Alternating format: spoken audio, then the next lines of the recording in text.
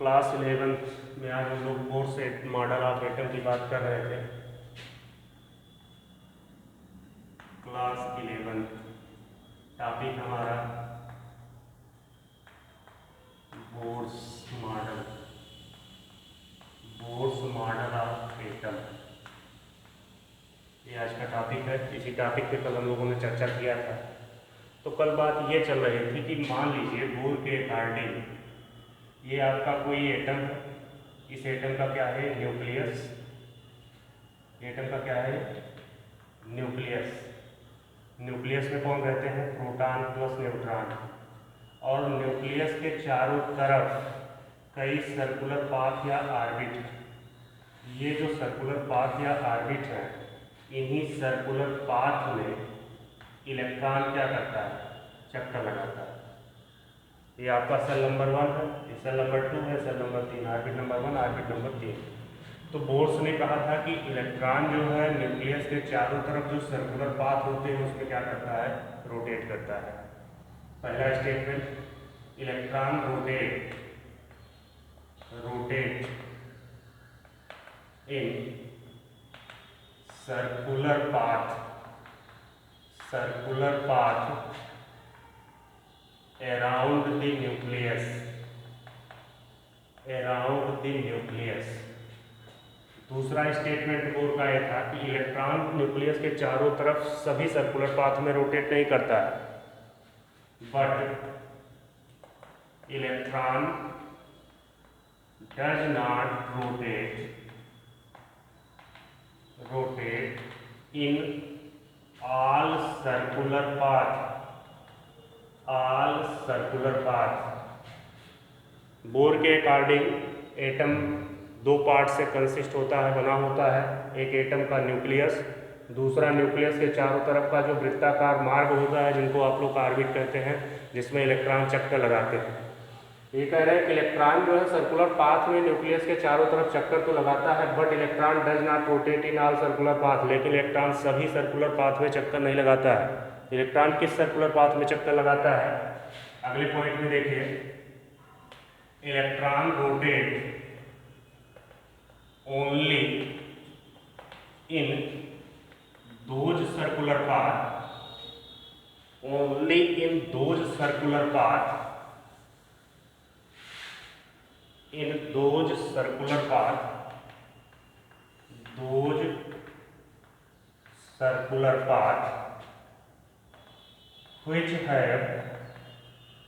which have angular momentum nh upon 2 pi, which have angular momentum nh upon 2 pi whole number multiple।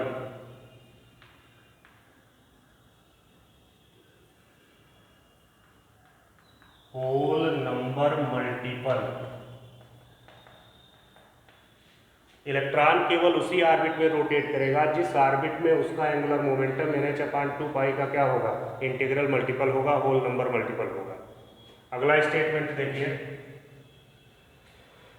If m mass of electron, if small m mass of electron, अगर m मास का electron with v velocity, with small v velocity move around the nucleus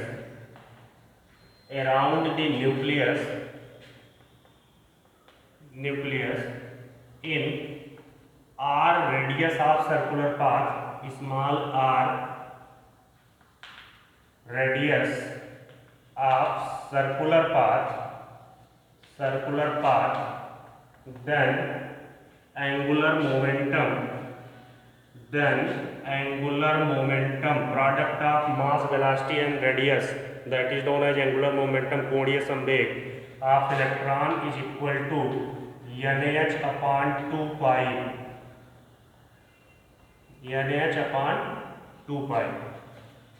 यहाँ से हम electron का क्या निकाल लेंगे? पता कर लेंगे कि इलेक्ट्रॉन किस ऑर्बिट में रोटेट करेगा, किस ऑर्बिट में रोटेट नहीं करेगा। m क्या है? मास ऑफ इलेक्ट्रॉन। बी क्या है वेलोसिटी, आर क्या है रेडियस। इस टॉपिक को इसलिए हम आज दोबारा फिर रिपीट कर दे रहे हैं क्योंकि इसका इंपॉर्टेंस सबसे ज़्यादा है एटॉमिक स्ट्रक्चर में। एन क्या है, principal quantum number, principal quantum number, quantum number, या आप कह सकते हैं ऑर्बिट नंबर, सेल नंबर भी कह सकते हैं। मतलब इलेक्ट्रॉन का ऑर्बिट क्या है, किस ऑर्बिट, पहले ऑर्बिट का इलेक्ट्रॉन है कि दूसरे ऑर्बिट का इलेक्ट्रॉन है कि तीसरे ऑर्बिट का इलेक्ट्रॉन है। एच यहाँ पर प्लांक कांस्टेंट है, h equal to Planck constant. यहाँ प्लांक कांस्टेंट की जरूरत क्यों पड़ी, क्योंकि बोर्स ने रदरफोर्ड के एटॉमिक मॉडल के जो ड्रॉबैक थे उस ड्रॉबैक को प्लांक क्वांटम थ्योरी के हेल्प से ही रिमूव किया है। इन्होंने प्लांक के फार्मूले के हिसाब से यहाँ पे एंगुलर मोमेंटम इसका निकाला हुआ है और चेक किया हुआ कि इलेक्ट्रॉन किस ऑर्बिट में रोटेट करेगा। इलेक्ट्रॉन सभी ऑर्बिट 2 ही है, पाई क्या है, पाई की वैल्यू आप जान ही रहे हैं, कोई दिक्कत नहीं है। मतलब अगर इलेक्ट्रॉन का ऑर्बिट एक है, यहाँ पर एन की वैल्यू क्या हो सकती है, value of n equal to 1 2 3 4 etc। मतलब कोई होल नंबर ही होगा, 1.5 2 सवा 2 2.5 3 ये नहीं होगा, या तो 1 होगा या तो 2 होगा या तो 3 होगा। मतलब सेल ऑर्बिट नंबर 1 में, ऑर्बिट नंबर 2 में, ऑर्बिट नंबर 3 में, ऑर्बिट नंबर 4 में। अब इलेक्ट्रॉन किसमें है भाई, इलेक्ट्रॉन का ऑर्बिट नंबर रख दीजिए, एच और पाई की वैल्यू रख करके डिवाइड कर दिए, ये वैल्यू इसके बराबर आ रही है क्योंकि मास वेलोसिटी चेंज क्या होगी, रेडियाई। भाई यहाँ से आप समझने का प्रयास कीजिए। मान लीजिए आपका न्यूक्लियस है, न्यूक्लियस में कौन है, प्रोटॉन और न्यूट्रॉन। ये पहला ऑर्बिट है तो इसके एन की वैल्यू क्या होगी, 1। इसकी रेडियाई कितनी होगी, r1। लेकिन अगर ये दूसरा ऑर्बिट है तो इसके एन की वैल्यू क्या होगी, 2, और इसकी रेडियाई क्या होगी, r2। तो चेंज इस फार्मूले में सिर्फ क्या हो रहा है, या तो रेडियाई चेंज होगी और या तो क्या चेंज होगा इलेक्ट्रॉन का orbit number means principal quantum number. तो ये दोनों वैल्यू चेंज करके आपको रखना हर इलेक्ट्रॉन के लिए। मान लीजिए पहले इलेक्ट्रॉन के लिए रखना जो ऑर्बिट नंबर 1 में है तो उसके एन की वैल्यू 1 होगी, एन की वैल्यू 1 रख दीजिए, और यहाँ से न्यूक्लियस से इस ऑर्बिट के बीच की डिस्टेंस जो होगी उसकी रेडियाई होगी, रेडियाई रख दीजिए। अगर ये दोनों वैल्यू एक दूसरे के इक्वल आती हैं तो इसका मतलब इलेक्ट्रॉन उस ऑर्बिट में रोटेट करेगा, नहीं आती है तो इसका मतलब इलेक्ट्रॉन उस ऑर्बिट में रोटेट नहीं करेगा। क्लियर। इसके बाद जो अगला इंपॉर्टेंट पॉइंट था जहां से रदरफोर्ड के ड्रॉबैक को इन्होंने एक्सप्लेन किया था कि इलेक्ट्रॉन एक चार्ज पार्टिकल है, और जब कोई चार्ज पार्टिकल किसी सेंटर के चारों तरफ, चार्ज पार्टिकल किसी सेंटर के चारों तरफ कॉन्टिन्यूअस क्या करता है, रोटेट करता है, तो रोटेट करने से उसकी एनर्जी क्या होगी, लॉस होगी। और जब उसकी एनर्जी लॉस होगी तो एनर्जी लॉस होने के बाद वो एक स्पाइरल पाथ बनाते हुए धीरे धीरे कहाँ पहुंच जाएगा, सेंटर में। और इलेक्ट्रॉन अगर सेंटर में पहुंच गया तो इसका मतलब वो एटम क्या कर जाएगा, डिस्ट्रॉय कर जाएगा। लेकिन इलेक्ट्रॉन न्यूक्लियस में नहीं पहुंचता किसी एटम का, इसका मतलब एटम स्टेबल है। क्यों स्टेबल, जबकि क्लार्क मैक्सवेल की इलेक्ट्रोडायनेमिक थ्योरी ये कहती है कि अगर कोई चार्ज पार्टिकल मूव कर रहा है तो एनर्जी लॉस करेगा। निश्चित रूप से भी एनर्जी अगर लॉस करेगा तो उसकी रेडियाई क्या होगी, कम होगी, रेडियाई कम होगी। तो इलेक्ट्रॉन भी एक चार्ज पार्टिकल है, ये कॉन्टिन्यूअस क्या करता है, न्यूक्लियस के चारों तरफ मूव करता है। इलेक्ट्रॉन न्यूक्लियस के चारों तरफ जो कॉन्टिन्यूअस मूव करेगा तो उसकी रेडियाई कम होगी, रेडियाई कम होगी तो इलेक्ट्रॉन कहाँ पहुंचेगा, न्यूक्लियस में। इलेक्ट्रॉन जब न्यूक्लियस में पहुंचेगा तो ये तो तय है कि इलेक्ट्रॉन डिस्ट्रॉय करेगा, एटम डिस्ट्रॉय करेगा। लेकिन कोई एटम ऐसा है नहीं, सभी एटम क्या है, स्टेबल है। किसी भी एटम का इलेक्ट्रॉन अपने आप उसके न्यूक्लियस में नहीं पहुंचता। दूसरी चीज आपको यहाँ पे ध्यान देने की जरूरत है कि क्यों नहीं पहुंचता है। इसके लिए रदरफोर्ड ने ये बताया कि मान लीजिए अगर किसी इलेक्ट्रॉन का प्रिंसिपल क्वांटम नंबर 1, कोई इलेक्ट्रॉन है उसका ऑर्बिट नंबर या प्रिंसिपल क्वांटम नंबर एन की वैल्यू कितनी है, 1। अब ये भैया इलेक्ट्रॉन का न्यूक्लियस है, सेल एटम का न्यूक्लियस है, और ये इसका एन नंबर 1 है। तो इलेक्ट्रॉन का ग्राउंड स्टेट एंगुलर मोमेंटम से क्लियर हो गया कि ऑर्बिट नंबर इसका ये इसी ऑर्बिट में क्या कर रहा है, रोटेट कर रहा है। तो इलेक्ट्रॉन जब तक इस ऑर्बिट में रोटेट करेगा, बोर्स के अकॉर्डिंग जब कोई इलेक्ट्रॉन अपने ग्राउंड स्टेट, ये इस इलेक्ट्रॉन का क्या है, ग्राउंड स्टेट, ग्राउंड स्टेट, जब कोई इलेक्ट्रॉन अपने ग्राउंड स्टेट में, इसी को स्टेशनरी स्टेट भी कहा जाता है, स्टेशनरी स्टेट। इस ग्राउंड स्टेट या स्टेशनरी स्टेट में जब इलेक्ट्रॉन मूव करेगा तो यहां पर ये एनर्जी का लॉस नहीं करेगा। यहाँ एनर्जी लॉस नहीं होगी।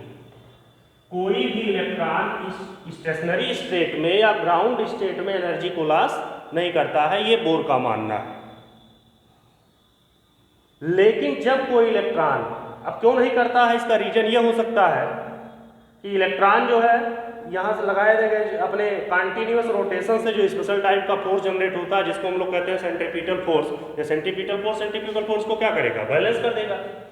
लेकिन यदि इलेक्ट्रॉन अगर जंप करके नेक्स्ट हायर स्टेट में जाता है, इलेक्ट्रॉन यहां से जंप किया और कहां पहुंच गया, यहां पहुंच गया, तो ये इलेक्ट्रॉन का क्या है, एक्साइटेड स्टेट। कौन सा स्टेट है, एक्साइटेड स्टेट। इलेक्ट्रॉन जब एक्साइटेड स्टेट, कैसे जाएगा एक्साइटेड स्टेट में, एक्साइटेड स्टेट में कोई इलेक्ट्रॉन तब जाता है जब उसको क्या मिलता है, packet of energy, bundle of energy. मान लीजिए इस ऑर्बिट की हमने कल बात की थी, अगर इस ऑर्बिट की एनर्जी लेवल मान लीजिए 100 यूनिट है, इस ऑर्बिट की एनर्जी लेवल कितनी है, 140 यूनिट है।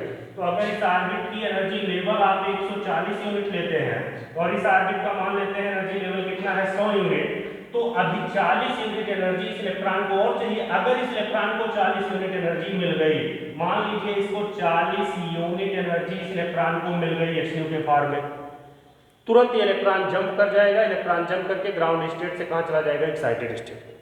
अब ये इलेक्ट्रॉन का स्टेशनरी स्टेट, ग्राउंड स्टेट नहीं है। अब इस ग्राउंड स्टेट में जब ये रोटेट करेगा तो निश्चित रूप से यहां पर एनर्जी ये क्या करेगा, लॉस करेगा। एनर्जी को ये क्या करेगा, लॉस करेगा। और एनर्जी लॉस करेगा तो 40 यूनिट एनर्जी जैसे ही कितना लॉस करेगा, जितना गेन करके गया बस उतना ही लॉस करेगा। फिर ये रिटर्न इस ग्राउंड स्टेट से, ऐसा इसी एक्साइटेड स्टेट से इलेक्ट्रॉन कहाँ आ जाएगा, दोबारा ग्राउंड स्टेट में आएगा। जब इलेक्ट्रॉन एनर्जी को एब्जॉर्ब करके ग्राउंड स्टेट से एक्साइटेड स्टेट में जाता है तो उस समय इलेक्ट्रॉन एनर्जी का एब्जॉर्प्शन करता है, एब्जॉर्प्शन ऑफ एनर्जी। और एनर्जी के एब्जॉर्प्शन से जो लाइन ऑफ स्पेक्ट्रा बनती है उसी को हम लोग कहते हैं एब्जॉर्प्शन स्पेक्ट्रा, एब्जॉर्प्शन स्पेक्ट्रा। लेकिन जब इलेक्ट्रॉन एनर्जी को लॉस करके एक्साइटेड स्टेट से अपने लोअर स्टेट में आता है, ग्राउंड स्टेट में आता है, तो उस समय एनर्जी को क्या करता है, निकालता है। निकालने का मतलब इमिट करता है। तो इसको हम लोग क्या नाम देंगे, emission spectra. Emission spectra, energy को इमिट कर रहा है।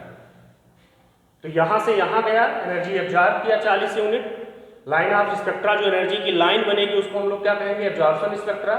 यहां से जब यहां आएगा तो कितना लॉस करके आएगा, जितना गेन करके गया था 40 यूनिट एनर्जी इसने लॉस कर दिया, निकाल दिया, यहां पहुंच गया। लाइन ऑफ एनर्जी अब जो बनी, क्योंकि इमिट करके वो आ रहा है, एनर्जी को लॉस करते हुए आ रहा है, उसको हम लोग क्या कहते हैं, एमिशन स्पेक्ट्रा। एमिशन स्पेक्ट्रा के बारे में हम लोग कल डिटेल बात करेंगे, हाइड्रोजन स्पेक्ट्रा इसमें जो है। तो ये हमारा क्या है, एमिशन स्पेक्ट्रा है। हाइड्रोजन का एमिशन स्पेक्ट्रा पर अलग से हम लोग क्वेश्चन कल करेंगे। दूसरी चीज, कल बात ये हो रही थी कि इलेक्ट्रॉन अगर इस ऑर्बिट में रोटेट कर रहा है तो इसकी रेडियाई हम कैसे कैलकुलेट करेंगे। इस ऑर्बिट में अगर रोटेट कर रहा है तब इसकी रेडियाई क्या होगी, किसी और ऑर्बिट में रोटेट करता है तब इसकी रेडियाई क्या होगी। दूसरी चीज, जो इलेक्ट्रॉन अगर इस ऑर्बिट में है तब उसकी एनर्जी कितनी है, जैसे हमने कहा था, मान लीजिए यहाँ 100 यूनिट, यहाँ मान लीजिए कितनी, 140 यूनिट। तो यहाँ पर हम अगले टॉपिक में बात करेंगे यही, एक लाइन आप स्टेटमेंट यहाँ नोट कर लीजिए, if electron evolve rotate in their ground state, जिसको स्टेशनरी स्टेट भी कहा जाता है, it can not lose energy, while if electron absorb energy किसके फॉर्म में, इन फॉर्म ऑफ क्वांटा, जिसको बंडल या पैकेट ऑफ एनर्जी, फोटॉन भी कहते हैं। Absorb energy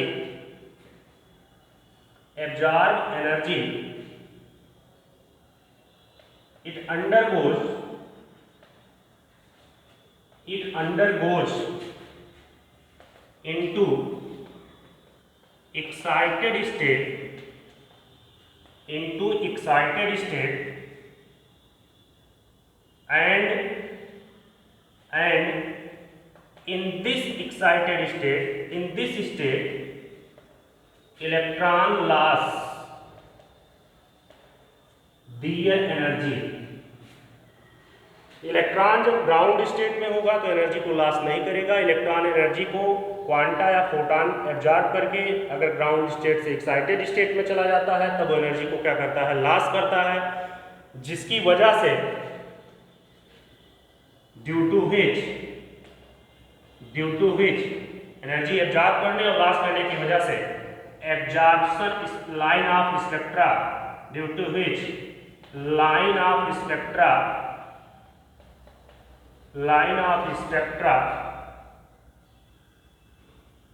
obtain that is known as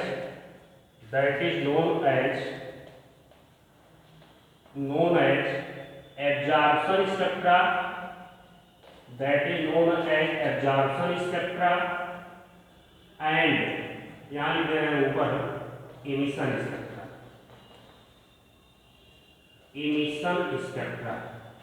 ये जो पास्टुलेट्स है बोर के बहुत इंपॉर्टेंट पास्टुलेट्स है, इसको आप स्क्रीनशॉट लेकर के नोट भी कर लीजिए, स्क्रीनशॉट ले लीजिए, आपको लेना होगा।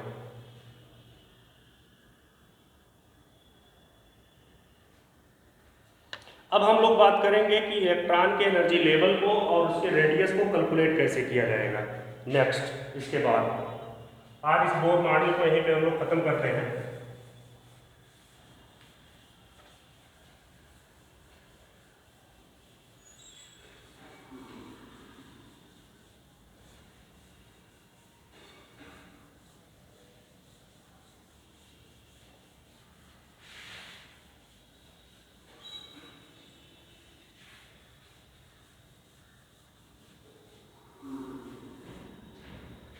Calculation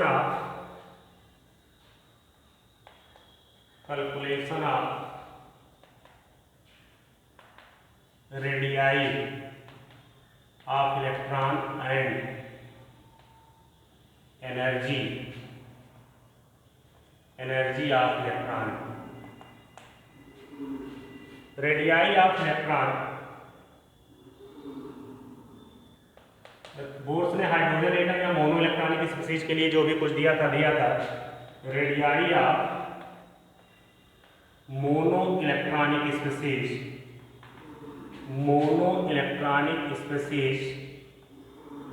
can be calculated.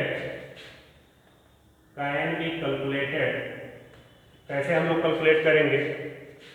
कल हमने बताया था आपको R equal to n square upon h square upon 4 pi m z e square.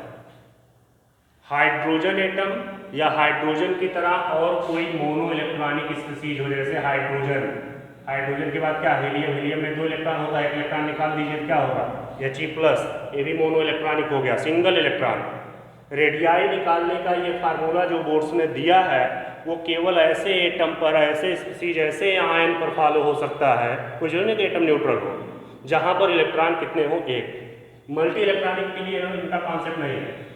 इसी तरह से लिथियम+2 ETC,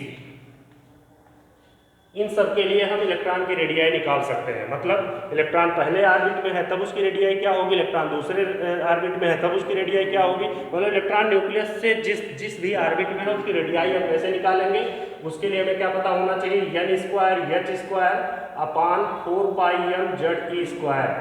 principal quantum number, Planck constant 4 है, पाई ये भी मैथमेटिकल वैल्यू है, m क्या है, मास ऑफ इलेक्ट्रॉन, z क्या है, एटॉमिक नंबर उस इलेक्ट्रॉन का, या नंबर ऑफ प्रोटॉन भी कह सकते हैं, उस एटम में या उस आयन के न्यूक्लियस में प्रोटॉन कितने हैं, और e क्या है, 4 जानदी इलेक्ट्रॉन। अब किसी भी एटम किसी भी रेडियस में आपका इलेक्ट्रॉन जो है ये न्यूक्लियस है, न्यूक्लियस से यहाँ की रेडियाई निकालनी हो इस इलेक्ट्रॉन की, या न्यूक्लियस से इस ऑर्बिट से इलेक्ट्रॉन की रेडियाई निकालनी हो R2, ये क्या हुआ R1, या मान लीजिए न्यूक्लियस से यहाँ की रेडियाई निकालनी हो, इलेक्ट्रॉन यहाँ पर है तीसरे में R3, किसी की भी रेडियाई निकालनी हो, रेडियाई निकालने का मोनो इलेक्ट्रॉनिक स्पीसीज का फार्मूला यही है, n square h square upon 4 pi m z e square. इसको आप लोग याद कर लीजिएगा बच्चों, बहुत इंपॉर्टेंट फार्मूला है। बोर्ड एग्जाम में तो हो सकता है इसका यूज बहुत कम हो, लेकिन कंपटीशन के लिए बहुत ज़्यादा इंपॉर्टेंट यूज इसका है। इसलिए फार्मूला आपको याद होना चाहिए रेडियाई निकालने के लिए। इसमें न्यूमेरिकल बोर्ड्स में भी आते हैं, कंपटीशन में तो बहुत ज़्यादा आते हैं, ये आप जान लीजिए। हर कंपटीशन में इसके एक आध दो क्वेश्चन मिल ही जाते हैं। तो यहाँ पे देखिए आर की वैल्यू, चाहे हम इस इलेक्ट्रॉन में रह रहे इलेक्ट्रॉन के आर की वैल्यू R1 निकालेंगे, चाहे R2 की वैल्यू निकालें, चाहे R3 की, ठीक। स्पीसीज के किसी इलेक्ट्रॉन की किसी भी रेडियस में ऑर्बिट में रहने वाले इलेक्ट्रॉन की अगर रेडियाई निकालना है तो इलेक्ट्रॉन का भैया ना तो मास चेंज होगा, उस इलेक्ट्रॉन का ना तो जेड चेंज होगा, ना तो उस इलेक्ट्रॉन का चार्ज चेंज होगा, ना पाई ना 4 और ना एच की वैल्यू। सिर्फ चेंज क्या होगी, यन। ये प्रिंसिपल क्वांटम नंबर, पहले ऑर्बिट में, दूसरे में, तीसरे में, ऑर्बिट नंबर से दूरी बढ़ती घटती जाएगी। तो यहाँ पर ये चीज, इतनी चीज जो है आपकी क्या है, ये सभी इलेक्ट्रॉन की रेडियाई के लिए, उस एटम में जितने भी इलेक्ट्रॉन है सबकी रेडियाई के लिए क्या होगी, ये वैल्यू सेम होगी। तो थोड़ा सा इस फार्मूले को अगर हम लोग आसान कर लें तो R इक्वल टू हो जाएगा एच स्क्वायर अपॉन 4 पाई यम जेड ई स्क्वायर, ई माने चार्ज है यहाँ पर, इंटू एन स्क्वायर। ध्यान दीजिए, ये जो वैल्यू है कांस्टेंट, कांस्टेंट मतलब फिक्स है, चेंज नहीं होनी है, तो इसको हम क्या किए, कांस्टेंट मान लिए। Constant into n square, sorry constant into क्या हो गया हमारा एन स्क्वायर, जेड की भी value, number of proton, constant into क्या हो गया एन स्क्वायर। अब इसके बाद कांस्टेंट कितना आएगा, अगर इस कांस्टेंट को हम mono electronic species hydrogen atom के लिए पूरी वैल्यू रखें तो कल हमने आपको बताया था 53 picometre into n square upon z. ये रेडियाई किसके लिए हो गई, हाइड्रोजन की हो गई, इस फार्मूले से निकल जाएगी।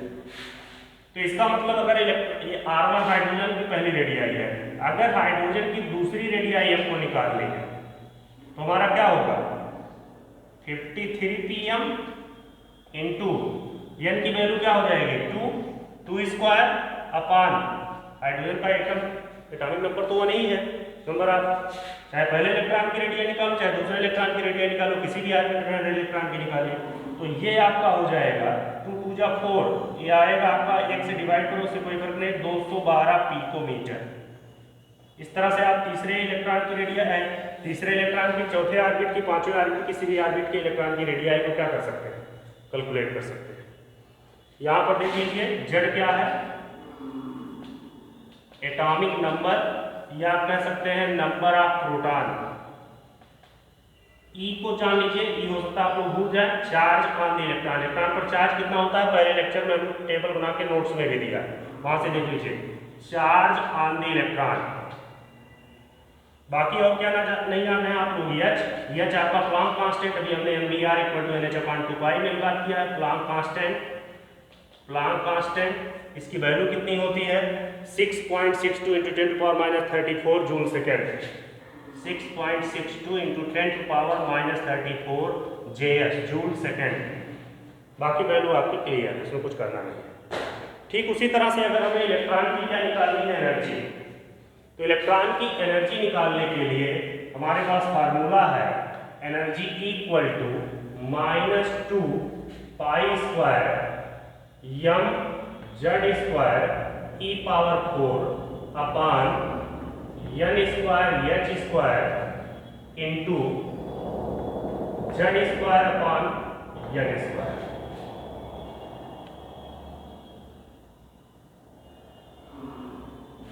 सॉरी,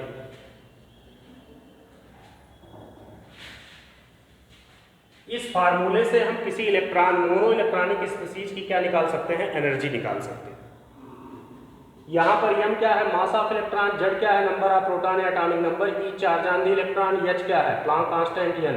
तो यहाँ पर ना तो H चेंज होगा, ना तो E चेंज होगा, ना तो M चेंज होगा, ना तो पाई चेंज होगा। चेंज क्या हो सकता है? जड़ और यंग। तो जड़ और यंग को हटा ले, बाकी चीज़ें क्या है? कांस्टेंट।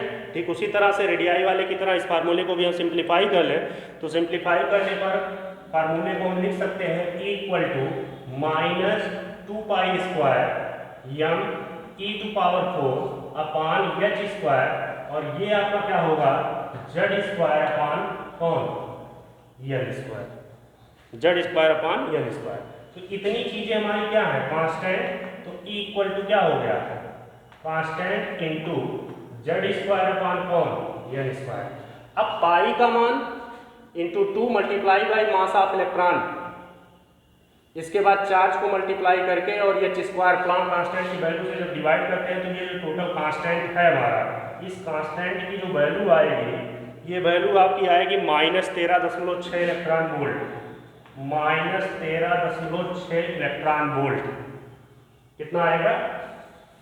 13.6 इलेक्ट्रॉन वोल्ट आपका आना चाहिए, इंटू जेड स्क्वायर अपान कौन? N square. ये आपको याद होना चाहिए।